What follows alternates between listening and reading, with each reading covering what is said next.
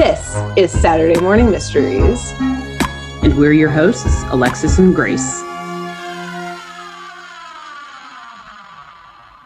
Hello, good morning, and welcome to Saturday Morning Mysteries. We're your hosts. I'm Grace. And I'm Alexis. And we're back after our little mini summer break that happened because my travel schedule came on faster than I remembered it would. Your travel schedule came on faster than you remembered, and my visitor schedule was just wrong. So Grace gets her calendar right. I get mine totally wrong. And thus it means way, summer break. Took a little break. A week off, equals summer break. Week off. Yeah. So thanks for your patience, everyone. Yes, we're back with another episode of TaleSpin. Whoa-ee-yo. And this week, Alexis is going to tell us. She's dropped some hints this week about her episode. I don't know what the plot is, obviously, but the vibe I'm picking up is violent. Wild. Unhinged? Yep. That's all I got. She sent me a screenshot of one single scene that had me concerned. Yeah, you're about 2 for 2 on those guesses. So. About where today's episode would take us. So with that, I have been waiting since you texted me that disturbing information that I'm sure you'll quote when we get to it. I think I do. I pretty much do. Or I can point out the part of the episode when that screenshot that I sent you occurs. Okay, great. Wow, perfect. Sounds good. Take it away. Cool. Excellent. Yep. Let's spin some tails. And I guess first, tail, spin, tail. So I guess let's start today, Grace, with a quick pop quiz. Oh God, okay. I think you're going to know the answer, and if you don't, no pressure. It's whatever. Well, I mean, this is a show about talking bears who fly seaplanes, so there's literally no pressure. This is my perfect niche. I should know. Okay, you should know. Actually, it's right up your alley. So, do you know what Baloo's last name is in this show? The bear? No, it's not. And actually, as I say this, I need to do a quick search to I know what his last name is, but I want to make sure I'm translating it correctly. I do remember seeing somewhere on the fandom page that he indeed had a last name, and I clearly took no note of it. And Baloo the bear would be the same as... Wikipedia page too. Yeah. It would be better, but also that would be redundant because didn't you say Baloo is? Yeah, I was is it say, Indian or something? Which is it for? In Hindi. Baloo? Yeah, it's Hindi, bear. That's it would right. be like so, what is it? The Los Angeles Angels, the Angels. The Angels. Exactly. Baloo, the bear. No, well, almost as ridiculous. Actually, probably even more ridiculous than that. Baloo's last name, according to Wikipedia, to this show, and to the fandom pages, is von Bruenwald.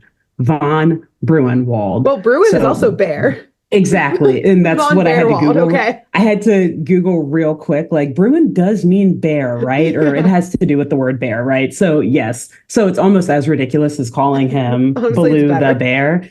But it's better but crazier and wilder because von Bruenwald sounds super German, right? Yeah. And he's clearly sloth bears are native to India.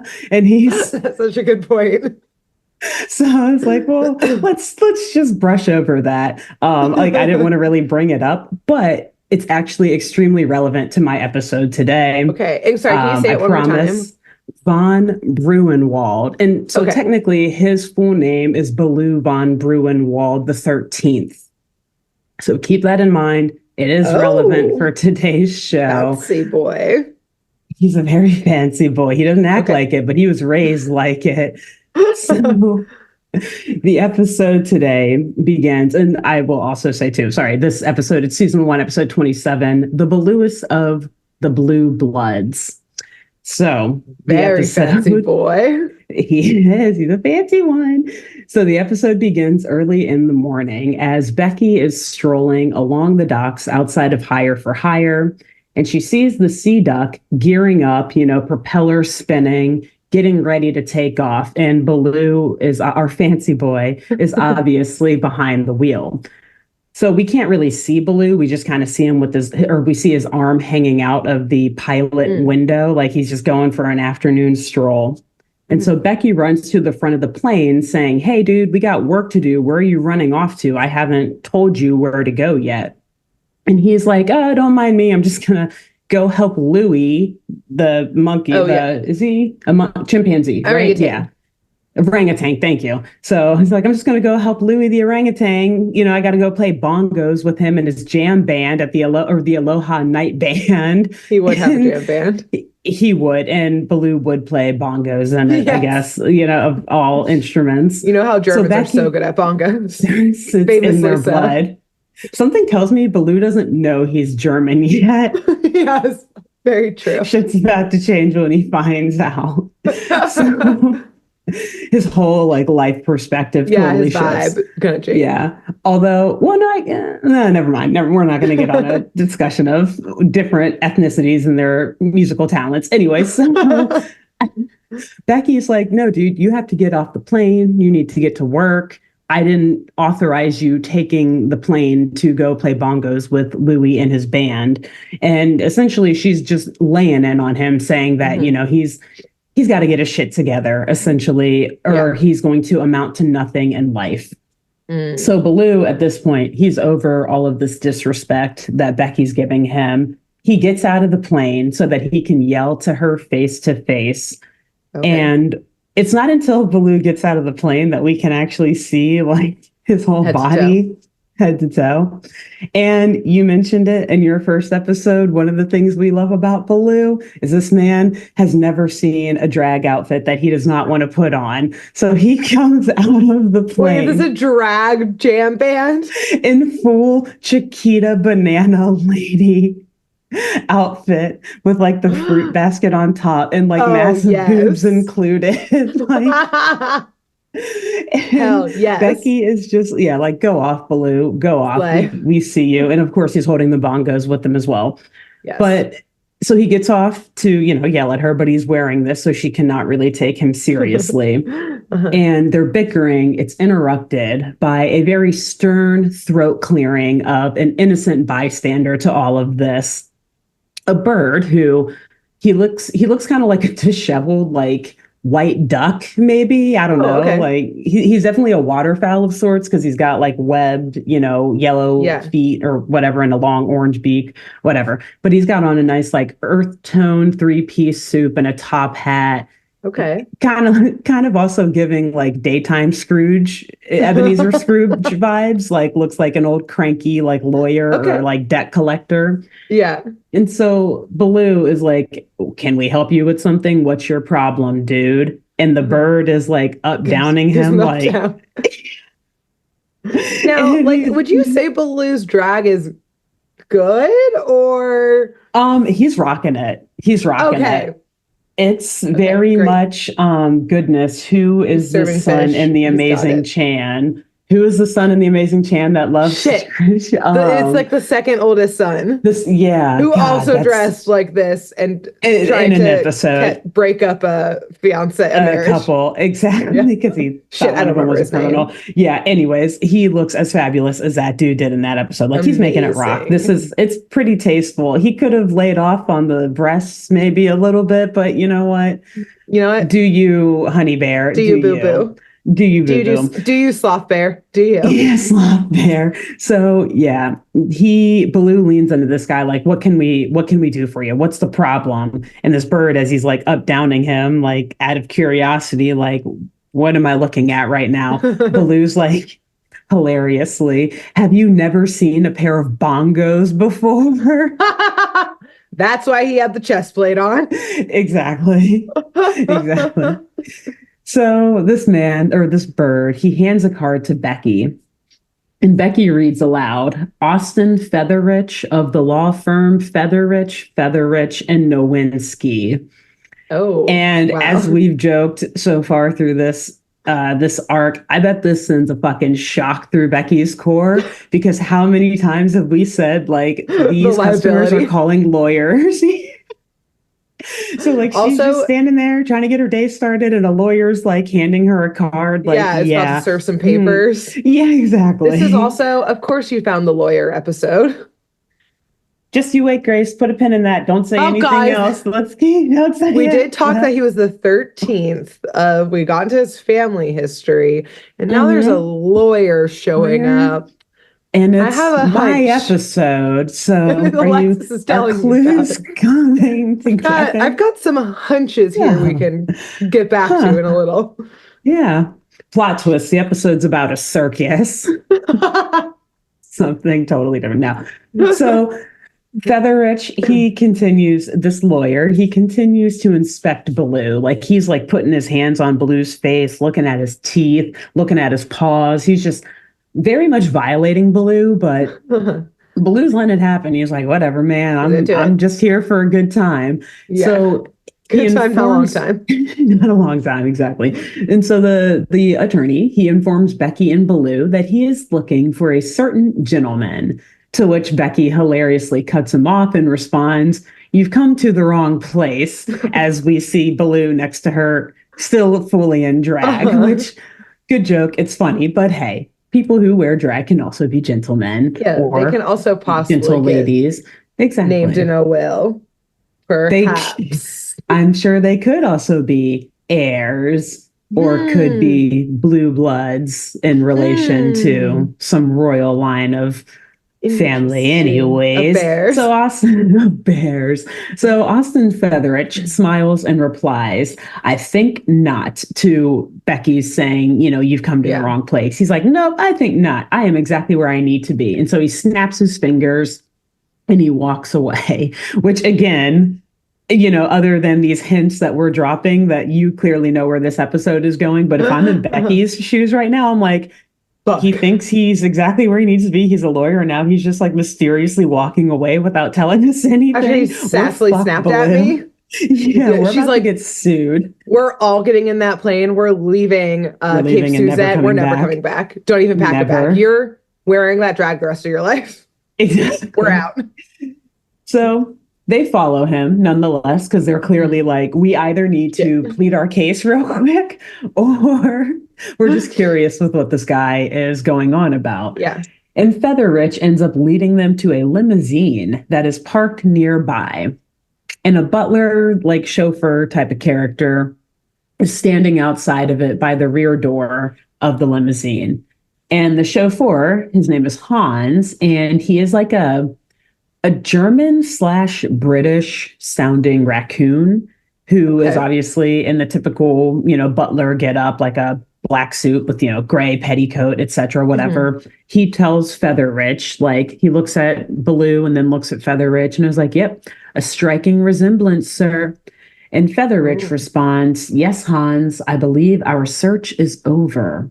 And so, Grace, who do you think they're searching for, and why? I even typed this in the script. Ask Grace if she has picked up on what's going on right now.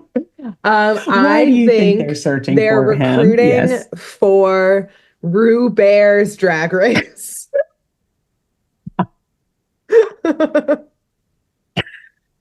Okay, close second. That's probably what Baloo wishes at this moment. But if that's not what's happening here, I think one of the Von Bruenwald, is that what it was? Yeah, Von Bruenwald. One of them rolls off the tongue. Yes. The 12th, maybe the 11th has died. And yes, the 13th, Baloo is the heir, and they've come to collect him, et cetera, which does make me wonder, was his dad not the 12th, and thus is he estranged from his dad? I guess bear dads don't stay around. Lots of I think absent fathers. I think they only they're a baby daddy and they're out. I don't know. Yeah. A bear daddy and they leave. Bear daddy, all things we will somewhat wildly speculate and touch on later. Okay. Because yes, you are exactly correct. Everybody, your girlies are talking about another cursed inheritance today. We're back. Yes. We're back. I have now made it. Us away. You can't. It's honestly, I think part of my life mission now is whatever show we cover, I'm going to find an episode with a Will. I mean, like, even I don't think thinking we've back to missed one yet. I don't think so. Maybe Courage like didn't have one.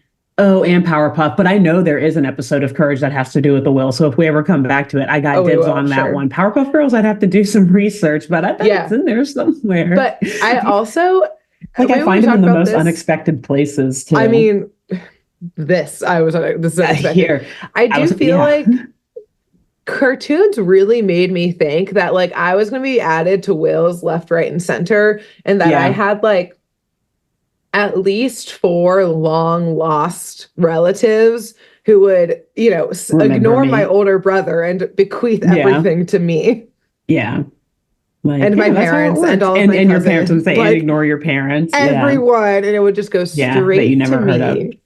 It was like between that and falling in quicksand was like what I took away from every cartoon and like movie. And yet in the nothing 90s. has happened like this thus far. Not yet, which like we're still I guess that's good. Yeah, like we're still young. Oh, I thought you were going to say it could still happen.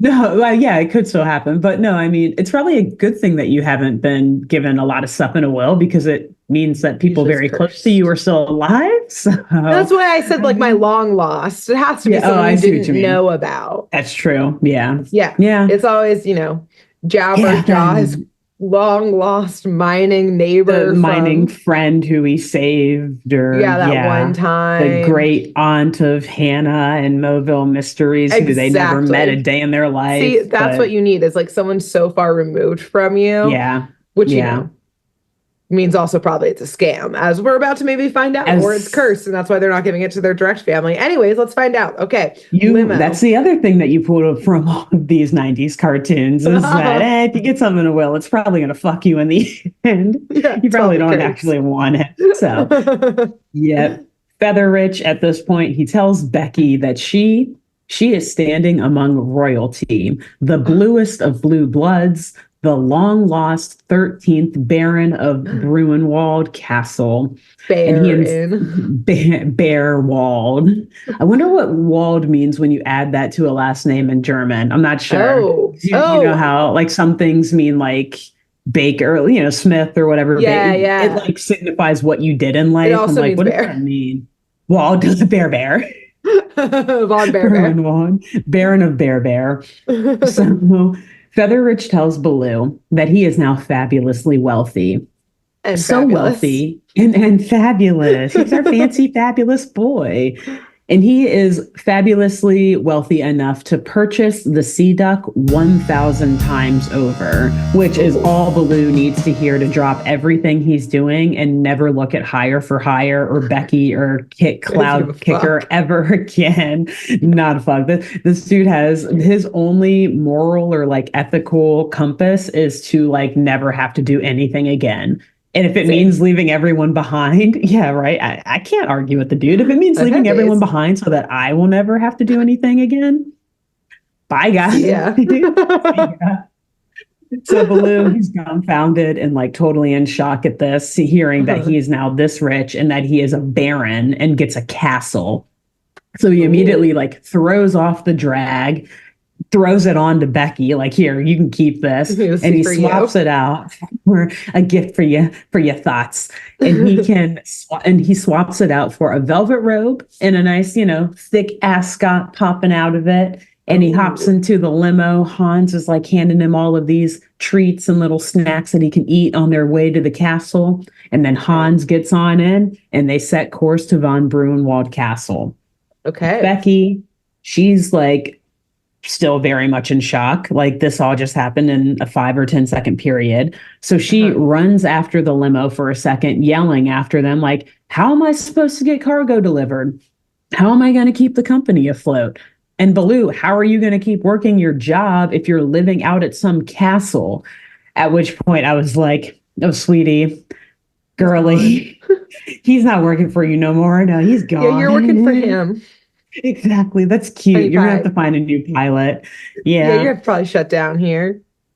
And Baloo pretty much says exactly that. And he's like, girl, I'm a baron. and barons do not work. So I will not be working for you, effective 10 seconds ago. And they continue to like drive off. Hans takes him to the castle, and Baloo is like super ready to live his new life as a baron. Okay. So they arrive at this castle, and this thing it's massive. And to be honest, it looks like Castle Frankenstein or something. Again, leaning into this whole like very European Germanic thing, and Germanic, and not at all Indian inspired, South Asian, nothing of that. Yeah, whatever. So this thing, it's elevated, it's on a cliff, it's very old, kind of like Tudor style castle, but it does have these very beautiful sprawling gardens lining the driveway that leads up to this grand staircase to the front entrance of the castle. And so they get in. Hans is like showing Baloo how beautiful the grounds are, how nice everything is, and they get settled. And of course, the first thing they do is go to dinner, or serve dinner, I should say. So Baloo, he's at the end of this large dining table in this very massive, open, like stone walled dining room. Like, it looks very cold, and it literally looks like something out of like King Arthur, or so, I don't know. Like, it's again European. It's not been updated. No, it's not. And it's also, yes, very, very old. That too. Yes. Good point. So Hans is standing right behind Baloo, who is at the head of the table, and he is just ready to serve him, ready to give him whatever food he wants. You know, he's there to do whatever he needs Baloo, or whatever Baloo needs him to do. And so Hans calls for another worker at the house, Helga. Again, all right, we are in Germany. We are in Germany. Disney. And Helga, she is the maid, and I guess also like the chef of the place. And also she is an opossum. No, I guess not, right? Only 2 workers to do all the jobs. Wow. Which kind of put a pin in that too. Like, we're going to do a lot of speculation at the end of this. Okay. So yeah, pins everywhere here. So yes, and also Helga is an opossum who is wearing a typical maid outfit, but it wasn't until like my second watching of the episode, towards the end of the episode, where I also noticed that she has a wooden peg leg, her right leg, I think, just Helga's for what it's worth. She's seen some shit, which, oh man. We'll speculate about? Yeah, more pins. Anyways, so she runs I want her spin-off story. Honestly, like, Helga and Hans could have a great prequel in my imagination after watching. We'll talk about it. We'll talk about it. Yes. So Helga, she runs into the dining room with a cart of food, and she plops a tray right in front of Baloo, and she quickly removes the lid to reveal a whole hog with, like the frilly lettuce and tomatoes and like an apple in its mouth. Exactly. But here's the thing. The hog is alive. It's not like a roasted one. So it wakes up when she uncovers the lid and it sees Baloo, and it like tries to jump on him and attack him. And so he has to like close it real quick. I mean, I would do the same thing, I guess. If I was the pig? We're I'd pro pig like, here. No. I would do the same thing if I were Baloo and the pig. I think. I mean, I guess are they like, you're a bear, you are a predator, kill this pig yourself? Maybe. I don't know. Well, you'll see. It'll make sense in a bit. So yeah, almost being attacked by his dinner upsets Baloo a little bit. Yeah. Who I think, when he said he was really hungry when he sat down at the table, and Hans heard that, like, awesome. Yeah, he is hangry. But when he said he was hungry and he could eat anything, he meant more like a burger or like some cake or cookies or something. And I mean, like, yeah, fair. Most people don't sit down to dinner, and even bears in this castle, it would seem, and like expect a whole live hog to be in front of them. But it is funny because Helga removes the tray and kind of like alluded, or, relating back to what you just said. She's like, sorry, all of the previous barons really like their meat rare or whatever. So like, yes, which also, she leans in and does a less than welcoming eye stare when she says that. Uh-oh. Okay. Yeah, Helga is What not happened giving to your off leg, the Helga? greatest vibes Not the so greatest. far. Something's a little off with A Helga. little off, but yeah, so she offers to bring him something else. And as she brings out some additional dishes, Baloo, like we are, also starts to notice that her and even Hans's too, like their behavior is becoming a little creepier and a little bit more erratic, a little Oh, weirder. gosh. Like Helga's getting a little loosey goosey with a kitchen knife as she's cutting stuff up, like a very sharp knife that she's waiting pretty Interesting. close to Baloo's face there. Some chances if she can get it. And Hans, Uh-oh. meanwhile, he brings out a dessert that needs to be flambéed, and he gets the torch a little close to Baloo's face there when he's trying to torch the dessert. So, Okay. Who hired these Baloo, people? who hired them? Baloo's getting a little nervous, and he's like, "Okay, that's a few too many near death or near injury experiences I for mean, me." he did not look at any paperwork. He Not a basically got thing. kidnapped. He could have gotten kidnapped. This Like he is was just true. like, you said I'm rich. Okay, I'll go with And you. that Complete I never have to strangers. do anything else again in my Yeah. life. Like, yeah, please take This me was like the away. equivalent. This is like the adult equivalent of like selling candy out of the white van of like you don't ever have to work again. Hmm. Every adult's like, okay, You I'll go with literally you. free candy for like 6-year-olds is never work again a day in your life and live in a castle Yeah, I'm for already in the van. anyone over 25. Yeah, I've got my and seatbelt I'm on. driving the van. Yeah. The kidnapper's in the back seat. I've now Yeah, kidnapped the I've kidnapped kidnapper. him. Yeah. I'm out. I'm out. I'm done. I want my new life. So yeah, but at this point, then you make a good point. Baloo's like, man, what am I doing here? This place is a little creepy, and these two people that I'm forced to live with now are also creepy. Mhm. And he's like, yeah, I did almost die like 3 times in one meal. So I think I'm gonna call it a night. I'm not really Mhm. hungry anymore. So I'm gonna just go wash up and not be around you guys for a second. So, over the next few hours, as he's getting more settled into this castle, Baloo faces all sorts of like horrid and frightening things. Just Okay. again, exemplifying that this place is super freaking cursed or that he is just like really unlucky himself. Uh-huh. And for the most part, like, there are some scary things that I'll get to in a second, what he really notices throughout this castle is that it is booby trapped to the freaking seams. Like this thing is Okay. teeming with booby traps everywhere he steps, everywhere he goes. Trap doors, swinging axes, like in every stairwell and Uh-oh. every hallway. If he like presses a button to turn on a light or opens a cabinet or something, a knife will like fly out of a wall and shoot in front of him. But if, like the Like, PA system, how do like the Saw movie starts like want to play a yeah, game? I want to play a game. Yeah, literally. And you Takes a just see real dark turn. Hans and Helga behind like the double glass Who got all the watching. monitors? Yeah. Oh, Like, okay. and quite frankly, that is what it seems like at Yeah. many points. It's like, I mean, he's not doing anything crazy. He's literally just opening like the refrigerator door and a freaking He's trying to guillotine thing survive. slides down like right by his face. Yeah, That would right have been by his helpful for the head. pig. The I guess they didn't kitchen. refrigerate it. Guess Um, not.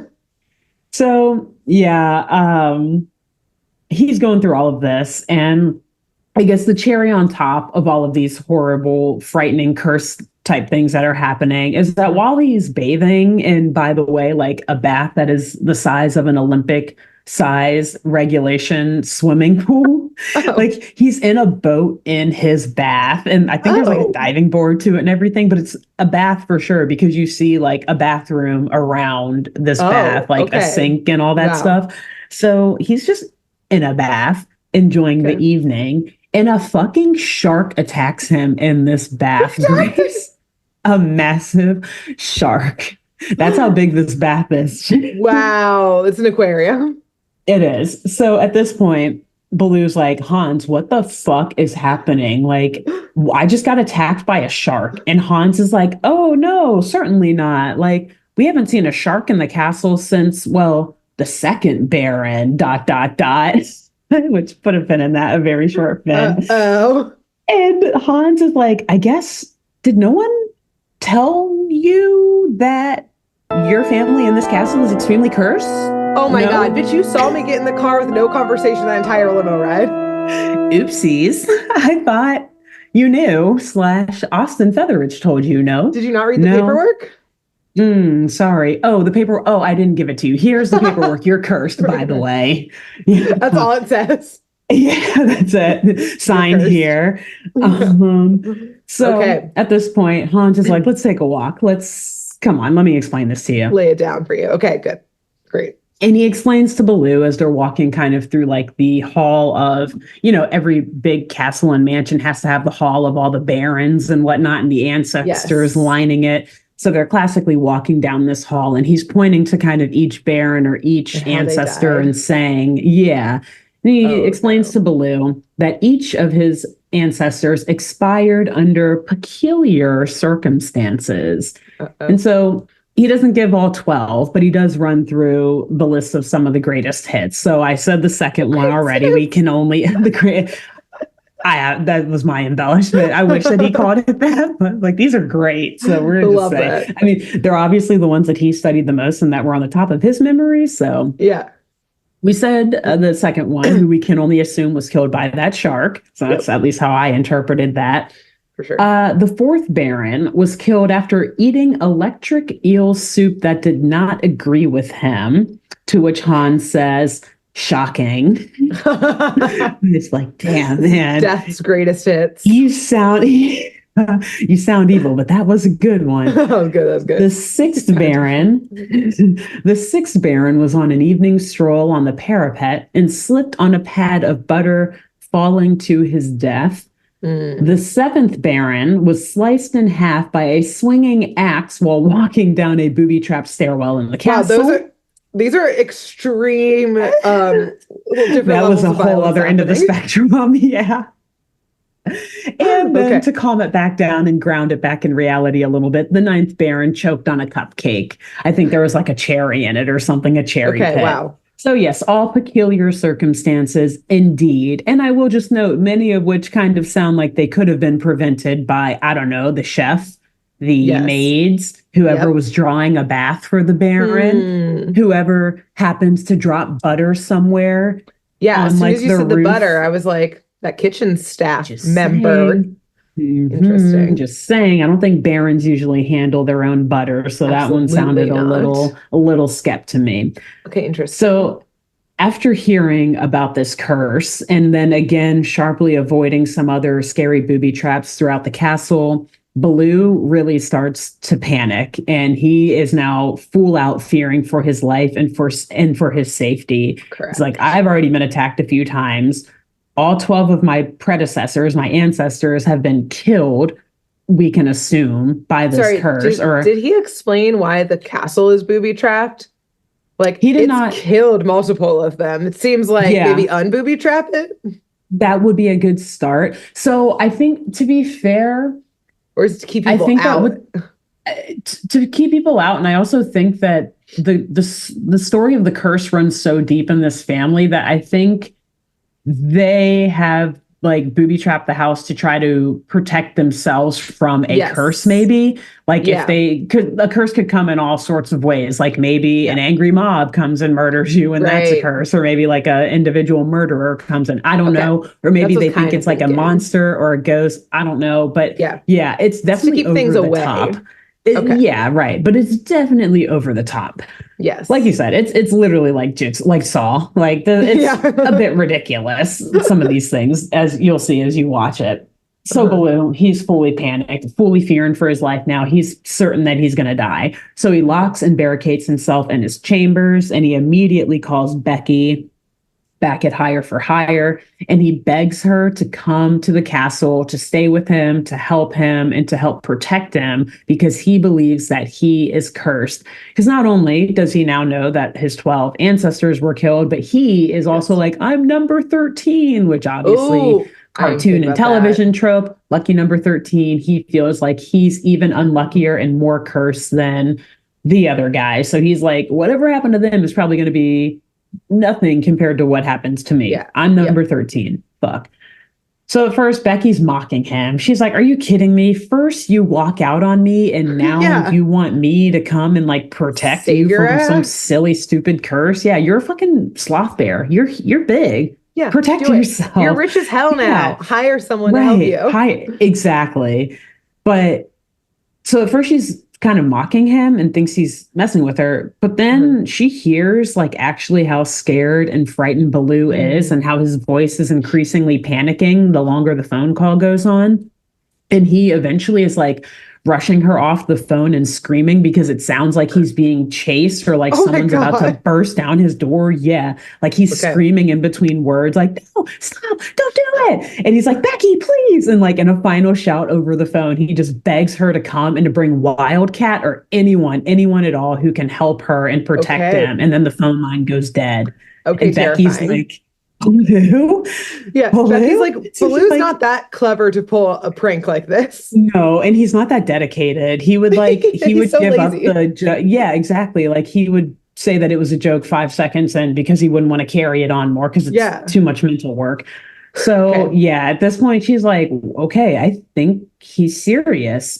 Yeah. And so we go back to Baloo in his chambers and he's fully tucked under his sheets, like hiding, but also in like fight or flight mode. Like I think he ripped a post off of his bed and is like ready to like bash someone with it because something is banging against his door. Oh God. And he's screaming and yelling for whoever it is to go away. But we then see a crowbar appear in the door and it like props it open. And the door opens and pushes all the like furniture that he put in front of it aside. And thankfully, kind of, I guess, it's Hans and Helga, who were like, I don't know if that's thankful. Watch the floor for butter. He's like, looking, where's the butter at? Are there any electric eels in here? I don't know. But they are very calmly like just checking on him, saying, did you scream, sir? Like we thought we heard screaming coming from the room, which like, yes, kind of them and a good cover. But again, they're very creepy about it all. Like they're not giving off very friendly, welcoming vibes as they say this. So they apologize to not getting to Baloo sooner, and they ask if they can be of any additional assistance to help him get ready for bed, or if there's anything they can do to help him be more comfortable. And Baloo is like, yeah, could you make up the ghost or the guest room? I think we're having company tomorrow. So the next morning, Becky and Wildcat, they do indeed arrive at the castle bright and early. So Becky took his word seriously, but she is still kind of on the edge. Like, if he's lying, I'm going to like beat the shit out of this dude, essentially. Yeah, I'll be so pissed if he's just going to gloat and show off all of his money. And also at this point, when I see Becky and Wildcat, and then keeping in mind that Baloo is already there, I'm like, where's Kid? Where's Kit and where's Molly, Becky's daughter? And so I imagine that they're like being watched by Louie. And no, Kit is watching Molly and they're taking the sea duck out. He's trying to show that 6-year-old how to surf. Funny story. One of the episodes I was going to do, and after watching it, I changed my mind because it was kind of boring, was an episode where Kit babysits Molly. So I did when watching this thing, like maybe kids watching Molly, but also I don't know. This is like a long trip, and we were die. Babysat by kids only 3 years older than us. There was no rules at the time. This is true.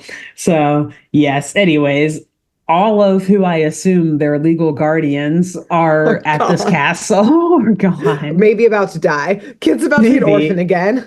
He was like, you know what, Molly, I'll teach you everything you need to know about it. I'll let you be an orphan. Bad. I'm your dad now.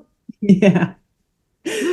So Hans welcomes them to the premises, and Baloo, after, they let them inside, Baloo is certain to lock and barricade the doors behind them. And he immediately asks Becky and Wildcat to protect him and tells them about the curse of the von Bruenwald barons. So Becky is reluctant, like, why should I help you again? And Baloo explains, like, cause if you die, then I die, which is still like, well, but if I'm not here, then I won't die. Yeah, then I won't be cursed, bro. So like, that sounds like a you problem. Has a blank check. She's like, why should I help you again? Yeah, right. Put whatever number you want on it, and I'll let you know if I'll help you. That's how much help I'll give you. Yeah. So ultimately, though, she agrees, like, fine, whatever. I guess I'll stay in this castle for a few days to like watch you. Fine. And Wildcat, who, as we, he's there for vibes. Expressed, he's literally there for vibes. He's down for whatever. So he's like, yeah, man, you'll be fine with us here. Like, cool. And so, as soon as Wildcat is like, awesome, we're here to help. We'll do this. You're fine. He turns to Hans and he's like, hey, man, where's the bathroom? And Hans is like, oh, yeah, just go up the stairs, second right after your third left. Oh, God. Okay. Which he says it quickly. And then we said in the first episode, Wildcat is like Teddy from Bob's Burgers. I've said in the past, I relate so much with Teddy. Therefore, I must also relate with Wildcat. And in this moment, I had to like pause the episode and I was like, wait a minute. Huh? I had such an appreciation for Wildcat because I was like, up the stairs, second right after your third left. So does that mean that you go left 3 times first and then 2 rights? Is it the top of the stairs or is it up the stairs, the first landing? This is a massive castle. Right. So anyways. You still end up like here at the end. Yeah, you go in a full circle. Left. So Wildcat, though, he's a polite down for whatever kind of dude. So he's like, thanks, man. Really appreciate it. And he takes off to find this bathroom. And he's like repeating the directions as he's going and put a pin in that. So that night at dinner, Baloo is nervously checking under the table and under all of the chairs for any sort of booby trap or like ghost or something. And Becky's mocking him like, oh my God, will you get it together? Just sit down and let's eat. And so he sits in his chair after seeing that everything looks clear. And he seems like he's able to relax for a bit. He like takes a nice deep breath, gets comfortable, kind of like puts his head back. But as he puts his head back, he looks up and he sees a chandelier right over him that is just like slowly swinging and swaying right over his head. So he jumps up and he gets out of his seat and he's like, no, I don't want to sit underneath that. And he's like, hey, Becky, would you mind not switching spots with me? Maybe you want to sit here instead? Which, like, how fucking mean is that? That's a horrible friend move. Okay, so he's here to have them die first. Exactly, basically. I think because then that will prove that something is wrong. Or he's like, just somebody needs to die. Yeah, right. And then the curse will pass. It'll go to the next person type of thing. So he's I wouldn't be offering up my best friends, though. I'd be offering up Helga and Hans, especially Helga. Hans has been a little more friendly, but Helga is really... Helga's gotta go. Not reading the room. So Becky, though, is like, fine, I'll move there. But as the two move about the table and like switch seats, the chandelier is like on some weird pulley system and then just starts like following Baloo wherever he goes. Yeah. So he's like, whatever. And he just sits down. He switches seats with Rebecca and sits on the other end of the table. And he is like still shaking and trembling as he's looking up at this thing. I think he like tries to protect his head with like a tray or a bucket or something like that. And at that moment, Hans and Helga, so they come in with their less than welcoming demeanor to serve food. Yeah.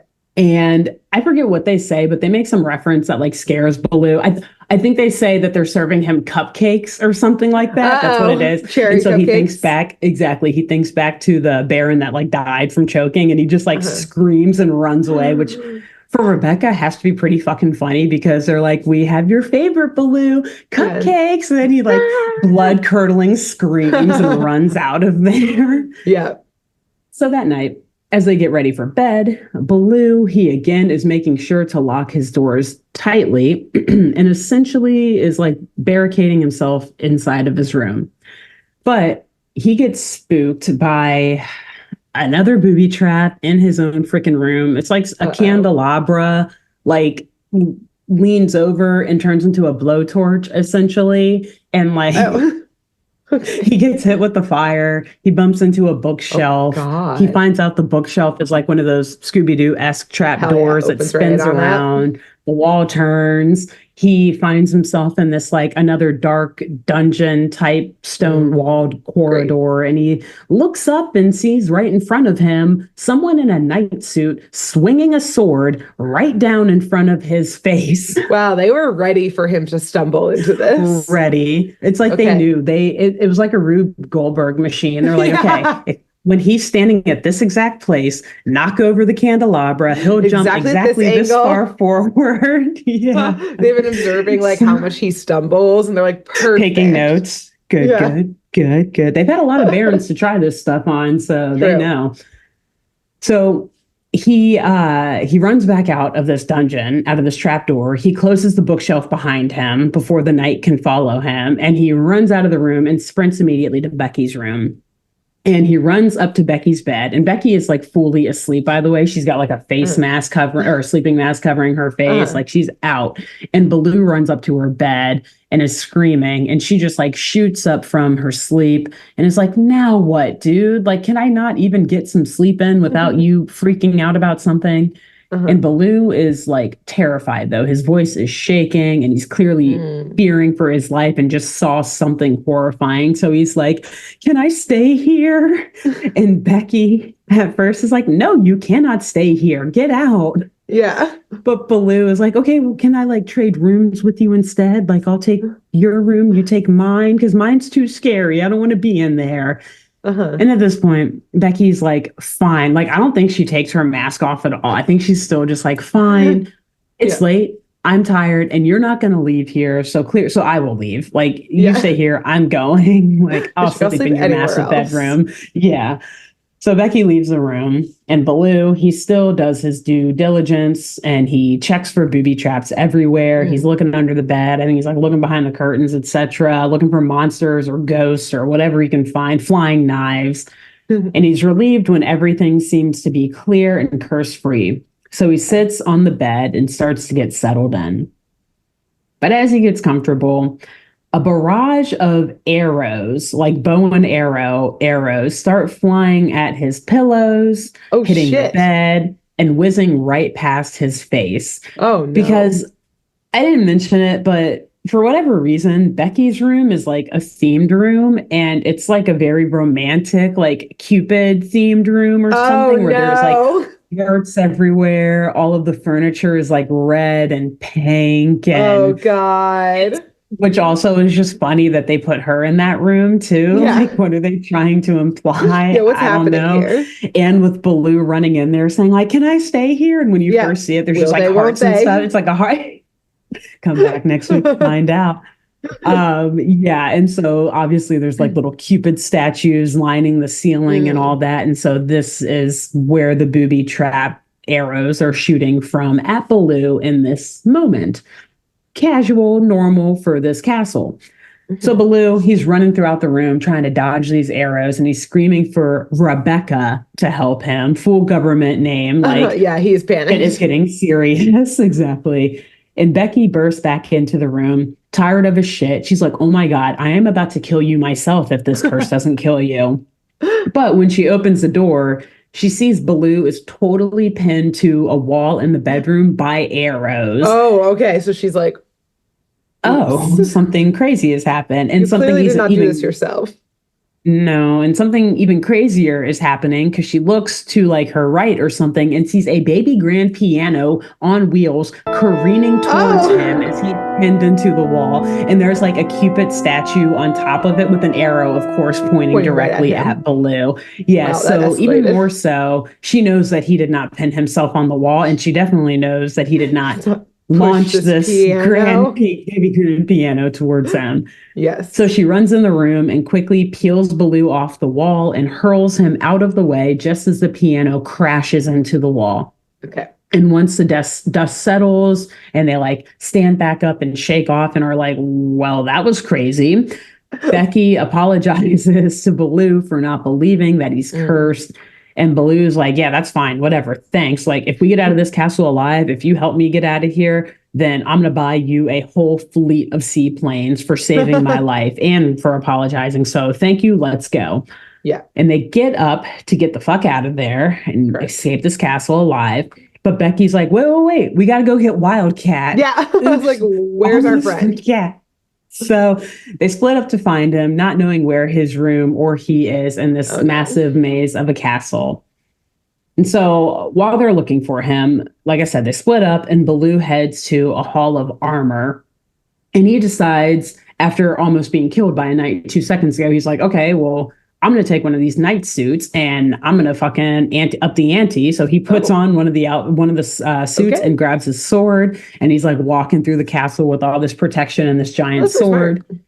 It is actually, got to give it to him. And meanwhile, Becky, she finds herself in this like deep, dark dungeon. I think she like started in a library, found a bookshelf. It was a trap door. It opened up into the dungeon classically. Classic. And so she's like kind of just going by candlelight or something through this dungeon, like looking for Wildcat, calling his name. And as she's making her way down the halls, she starts to hear two voices in the midst of a deep and somewhat frustrated conversation. German voices, if you will. One German-British type of voice and another pure German voice. Interesting. And yes, as she gets closer, she realizes that the voices belong to Hans and Helga, who are in their quarters, which are down, yes, in these dark, cold dungeons. That's, I guess, where the help stays here. Yes, I'm sure they just love the life that they live in these windowless, cold dungeons. And they're down there complaining both about Baloo being a total idiot, dumber and more stupid than all of his previous ancestors combined, and annoyed and grieving over how difficult it seems to be to dispose of him. Mm-hmm. Yep. Helga is like trying to console Hans, who is the one really like airing all of these complaints. She's like, what did she say? Oh, mein Wiener Schnitzel or something. Oh, my Wiener Schnitzel, it's okay. It's like, all right, so yeah, it's, if we didn't know before, we know now they're for sure German. Yeah. She's telling him, like, we're so close to killing the last Baron of von Bruenwald Castle and to gaining the castle and everything they own for ourselves. There it is. Hans then relents that his father, a few years back, he never had this much trouble with the 12th Baron. So this is a family line it's a family tradition, meaning that it's a generational murderous family and / slew of maids and butlers who have been after this family for years, the von Bruenwald family. Guys, give it up. And they 13 are generations. I know, right? Long time. But it's starting to look to me like the real curse of the von Bruenwalds is the curse of not vetting your employees better. Or just the curse of mistreating them to the point of them wanting to kill your entire bloodline and take everything you own for themselves. The curse of nepotism of like, well, your dad worked for my dad, so I'll just hire you too. Yeah, right. Literally. And then not realizing that there's like a murderous gene in that family. Yeah, exactly. But I feel like this could have been... I feel like there's a whole underground thing here going on with the help, because I think there had to be more butlers and maids and stuff and all of that at an earlier time in this family's history. And maybe like it was a family thing. Like, if a butler and a maid were married and they had kids and like they lived in the castle, and then they would also be butlers and maids, etc. when they grew up. Yeah. But I feel like there were multiple families within the grouping of butlers and maids and stuff, and like gardens keepers, like, you know, the groundskeepers, to where there were factions, and like maybe each Baron was taken out by like a different family until the families were butting heads in like this underground war and wiping each other out, to where Hans's was the last one standing, and his dad killed the cult Baron. Yeah, like the butler, so that, line had to kill the gardeners. Because they want the estate for themselves. So if you have to split it with all the help or something, then like, you got to take everyone else out. Yeah. But you have to be strategic about how you take them out. Because like, I don't want to scrub toilets. So like, let's keep them. Yeah, right. Exactly. And then we'll like whittle our way down until we're at the end of the bloodline. Where like, one chauffeur / butler and one maid / cook can do like most everything. Yeah, we'll let the which also might explain why the house is very dilapidated in some ways too, which we'll talk about later. Well. There's so much theorizing. We That's could do 100% probably correct. an entire 8-arc episode or series this on this episode. Yeah, like because Yes. there's so much more I want to say, but it would take like 4 hours to get through it. So I've never yeah. seen Downton Abbey, but I'm gonna imagine that this is the German version of it because doesn't it follow all of the like servants? The German sloth bear version. Yeah, I've never watched it either. I'd have to. But I feel I'd have to, yeah, check it's with them my just mom. killing each other, right? This is just like the horror version of it. I think so. You know, the most I know about Downton Abbey is the episode of Bob's Burgers that parodied it or like satirized it. So I can't. That's like the only lens that I have of what that Teddy's show in is it, about. So hey, Teddy's in it. So yes, we're starting to put a lot of pieces together of what's really going on here, what this curse is really about, and who the true villains are, and what the crimes really are. I mean, obviously, a lot of attempted murder, a lot of murder, and yes, a lot of conspiracy going on. So shocked at the discovery of this conspiracy and this long line of crime throughout this family and throughout this castle, Rebecca lets out an audible gasp that then echoes down the hallways of the dungeon. Yeah, she's too shocked. She couldn't hold it in. And so Helga and Hans obviously hear this. And Helga, she pulls a lever in their chambers or in their whatever underground quarters that then spins the wall around. Again, another trapdoor. I think every wall in this castle is a trapdoor, basically. Yeah. And of course, it places Becky right into Hans and Helga's quarters.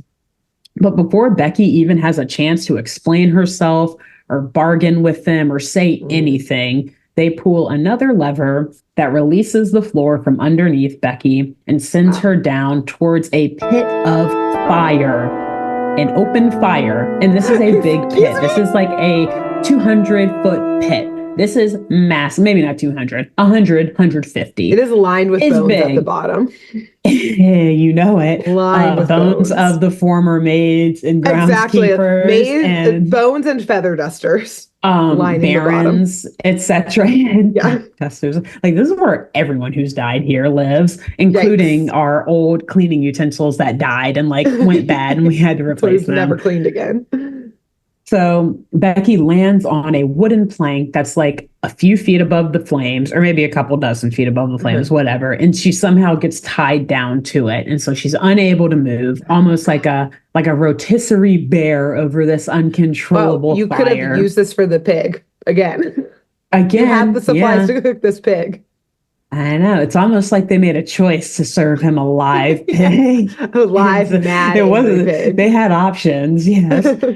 So, looking down on Becky from the top of the pit, Helga says that she just loves it when visitors drop by and hopes that Becky can stay for dinner.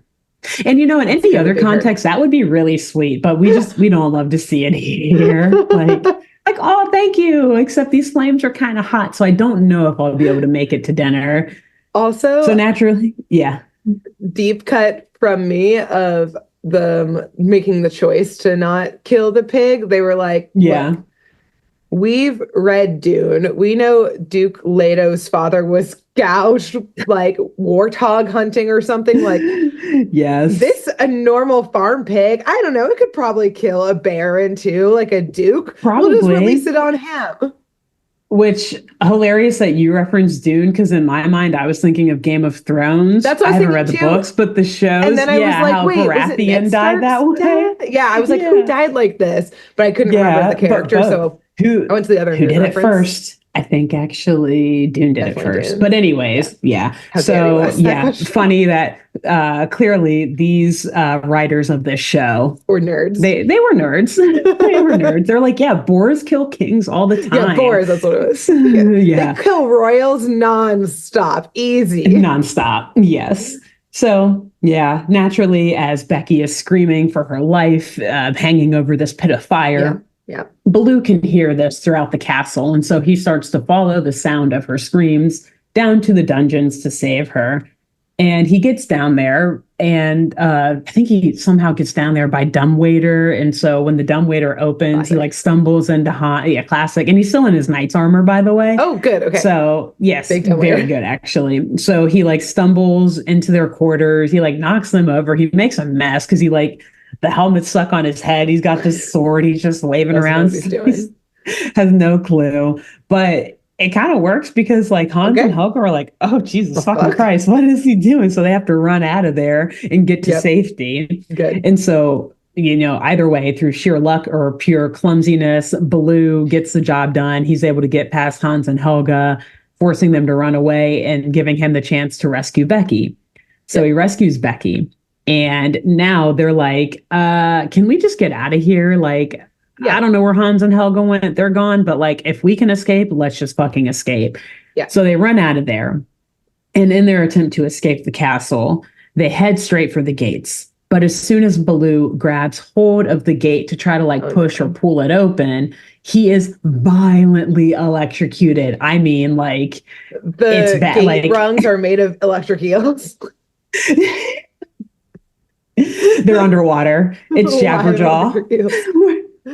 Also, at this point, like, coming together. If I were them, especially after what just happened to Becky, I'd be like, Wildclat's cat is clearly dead. Like, that just happened to Becky just walking around. Like, we haven't seen him in days. He's dead for sure. We have no clue. We have no clue. There's like, no just way leave. He survives it's this. Fine. Yeah. If he's not dead, then like, oh well, maybe we'll come back to get him. But like, and we can find a new mechanic. That's fine. So at this point, they're like, damn, we're trapped. We can't get out. And if we go back in there, we will die. Mm-hmm. So they decide to create a plan of attack from inside of the castle. And, you know, at this point, Baloo is like, yeah, I don't even want the castle anymore. Not going to lie. Like, if we can just get out of here alive, then they can fucking keep it. Like, being a Baron is actually harder than I thought it was. There's so much more work trying to stay alive. So much work, exactly. Avoiding all these booby traps, like, let them keep it. Exhausting. And so this helps Becky, like, create her plan of attack. Like, okay, I think I've got something. But before we hear what her plan is, we see Hans and Helga out searching the gardens and the grounds for Baloo and Becky. I think they're like calling his name, even like, come on, Baron, we just want to talk. Like, it's all good, bro. It's all good, bro. And their German accents. But the search is halted when out of nowhere, they hear the sound of glass shattering. And followed immediately by Baloo screaming that he's a goner. And then they hear a loud thud. They run back to the castle. Catnip to him. And they see... Death. Someone died? I love it. Did someone who's a baron of this castle die? Go. We got to check it. So Baloo is face down, surrounded by glass, apparently dead from falling out of a window from high above. Oh, okay. And Hans and Helga see the body, and they're like, damn, you know, it would have been a little more exciting if we had done it, but oh well, it's done. What's done is done. Let's get him out of here. But before they can touch him or even move him, they are immediately approached by a very pretty looking man who is in a black top hat with a long black coat and a very suspicious curly brown mustache. It looks like a fake mustache, but I don't know. It's weird. I don't know. And this very pretty man introduces himself as Fritz Kadiddlehofer, the county undertaker. Oh, okay. And Hans and Helga look at each other like, did you call him? Did I? I thought you called him. No, you called. Who? Did I? Fast. So they're like, it doesn't matter. Like, we're going to call him either way. So let him do his death thing. Certificate, buddy. Yeah, right. Hurry it up. Chop, chop, man. We got a body to get out of here. Yeah. And so Fritz like takes the pulse of Baloo, holds his palm up for a bit, checks it. And he's like, yep, he's dead. Does he have any family or anything like that? And Helga's like, nope, he's all yours. So they help pick him up. They're like carrying Baloo's lifeless body towards a wheelbarrow. They cover his head with a black towel. They throw him on the wheelbarrow. And Fritz, sorry, rolls the wheelbarrow away. And at this point, Hans and Helga, they waste no time. They immediately burst out dancing, singing about the new castle that they have just inherited or that is now theirs. Literally, as Becky is still, Fritz is still rolling the wheelbarrow away down it's still warm. They're still in earshot. And so as and they're like talking shit about Baloo too, saying like, God, he was so fat and heavy to carry and all that. So Baloo is also like, oh my God, I cannot fucking wait to show them that I'm still alive. Yeah. So as they reach the cast, literally, exactly. They get right to the gate and the gate opens up and they are approached by our favorite attorney, Austin Featherich, and a few police officers as well.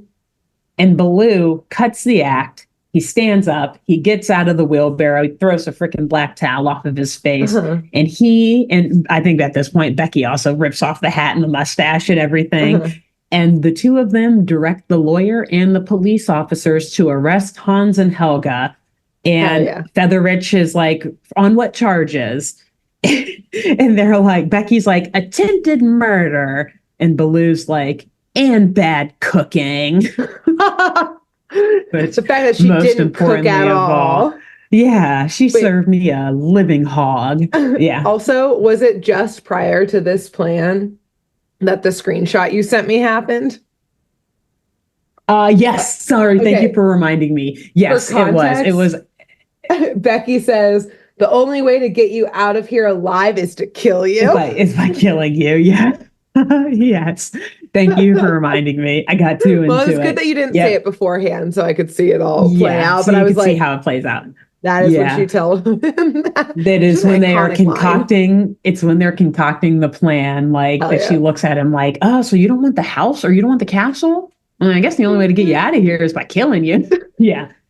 Amazing, iconic line. One of many in this episode, if you ask me.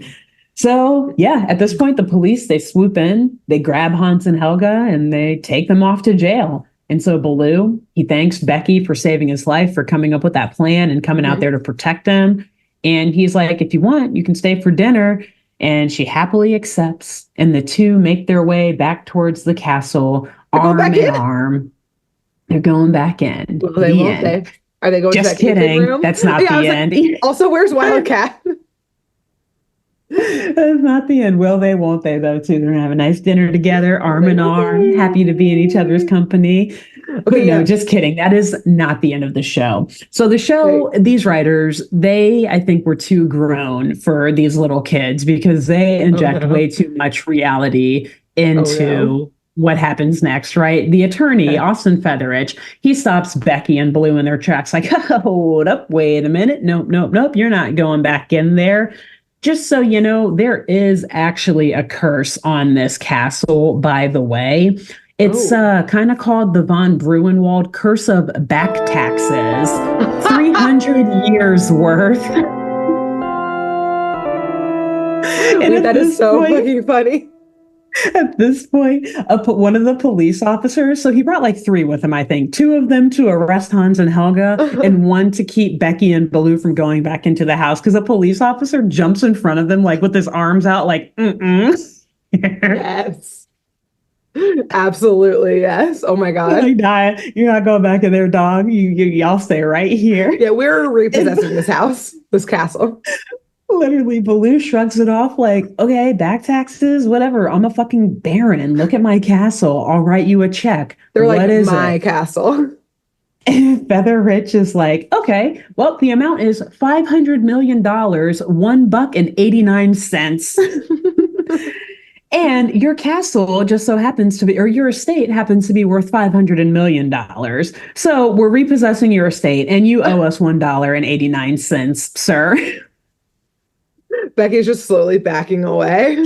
She fucking knew this lawyer was going to come at them for something. Too good to be true. Wow. Anytime you see a lawyer in a cartoon, be suspicious. So this obviously upsets Baloo greatly, who is like, oh my God, now I owe you money. And he basically just faints and lands back in that wheelbarrow. And Rebecca just rolls her eyes and rolls him out of there. Yep. And so back at Hire for Hire, maybe later that night, maybe another day, Becky, she's preparing a nice dinner for Baloo, his favorite, actually. A cheeseburger and fries. And Baloo, he's complimenting her cooking, saying it's way better than the weird stuff that Hans and Helga were feeding him. And they chat and they laugh it up for a bit before realizing that they forgot something. Oh no. Wildcat. Where is he? Still lost in the mansion. This is the greatest trying mystery of this episode. The bathroom. And that really is the end. Wait, it like cuts to him just lost there still? I don't even think you see inside. You just hear him like doing a voiceover from outside the castle, like second left, third, up the stairs. But here's the thing. So I didn't include it in because I had to leave that for the end because I fucking love Wildcat so much. You see throughout the episode, there's like 4 different clips of him like lost, like, but if it's the squared root of the second left, then that's 10 times the value of the stair. Just random shit as he's trying to like find his way through this castle. So yeah, literally at the end, I was like, oh my God, he is indeed Teddy. I'm so glad Grace and I like both said that in the first episode. And just all the more reasons why I fucking love Wildcat. He's my new favorite character of like any show ever. Yeah, because he's so cool with it too. He's just like, yeah, like this thing, like he's fine. He's just going, but it's like days, and he hasn't even used the bathroom. He's gonna die in there and become the ghost of that castle, and whoever buys it from like this like Germany is going to be haunted by Wildcat. Now, like Wildcat is now the curse in this castle. That is his castle. Exactly. Wow. Yeah. So that is the end. And incredible. Iconic. Thank you. Thank you. Wow. Great shit. Twists and turns. Yeah. Many. And a lot of wild speculation could be had about Hans and Helga. I think there was a lot of abuse. The von Brunnenwalds probably were not the nicest family to work for if they all lived in that dungeon. And Helga had a peg leg. I assume there was some abuse at some point that she probably didn't serve them exactly the dinner they wanted. Yeah, the servant wars.